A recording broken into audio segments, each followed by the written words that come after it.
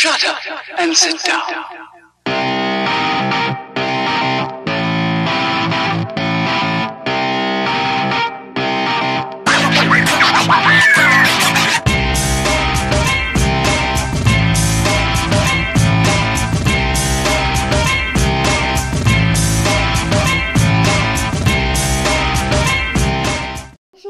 Au signe du cancer, pour ce tirage concernant les 15 derniers jours du mois de juillet, nous avons le 2 de coupe, nous avons le 2 de bâton, nous avons le 10 de bâton, nous avons le 3 de denier et nous avons l'as de denier. En énergie de fond, nous avons l'empereur et le roi de coupe. Alors, je pense pour les cancers que je pense qu'il va beaucoup s'agir de couple. Je pense qu'il va beaucoup s'agir de couple, de partenariat. D'accord? Ça ne veut pas forcément dire un couple amoureux, sentimental. Ça peut aussi être un partenaire de travail.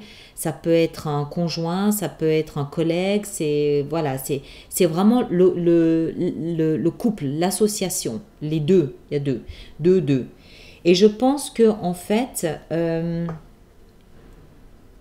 il y a peut-être des couples qui vont se séparer.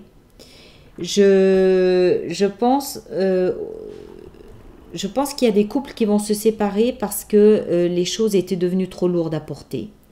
Il y a un choix à faire, il y a une nouvelle direction à prendre. Il y a certains cancers qui vont prendre une direction complètement différente parce que les choses sont trop lourdes à porter. C'est plus possible, c'est trop difficile, c'est trop lourd, c'est trop pénible. Et je pense qu'ils vont décider, certains d'entre eux vont décider de poser le fardeau et de continuer tout seul. Je pense aussi que il y a d'autres cancers, ça va être l'inverse. C'est-à-dire qu'ils vont peut-être en avoir assez d'être seuls parce que c'est trop lourd, c'est trop pénible, c'est trop difficile. Et ils vont prendre le choix, ils vont prendre cette direction de se mettre en couple. Il y a vraiment, c'est ou bien. C'est où on arrête notre couple, où on se met en couple. Et aussi bien au niveau sentimental qu'au niveau professionnel. Il y a des nouveaux départs, il y a un nouveau départ. Alors, soit un nouveau départ seul, soit un nouveau départ à deux. Je pense qu'il y a peut-être aussi eu des histoires de triangle amoureux. Pour ceux dont c'est un tirage sentimental, voilà, l'image que j'ai, c'est il y a un fardeau qui est trop lourd, que je sois seule ou que je sois en couple. Je pose mon fardeau et je prends une direction complètement opposée, complètement différente. Donc si j'étais en couple, je pars seule. Si j'étais seule, je pars en couple. Ou en association avec un partenaire. Parce que ça peut concerner le travail aussi. C'est pas forcément amoureux, même si, à mon avis, c'est quand même plutôt amoureux que professionnel. Je pense que dans un cas comme dans l'autre, il y a un personnage vraisemblablement masculin qui est peut-être du signe d'eau, mais je ne pense pas. Je pense que c'est plutôt quelqu'un qui est impliqué émotionnellement. Donc, si ce sont les cancers qui quittent quelqu'un, ils vont plutôt quitter un homme qui était du signe d'eau.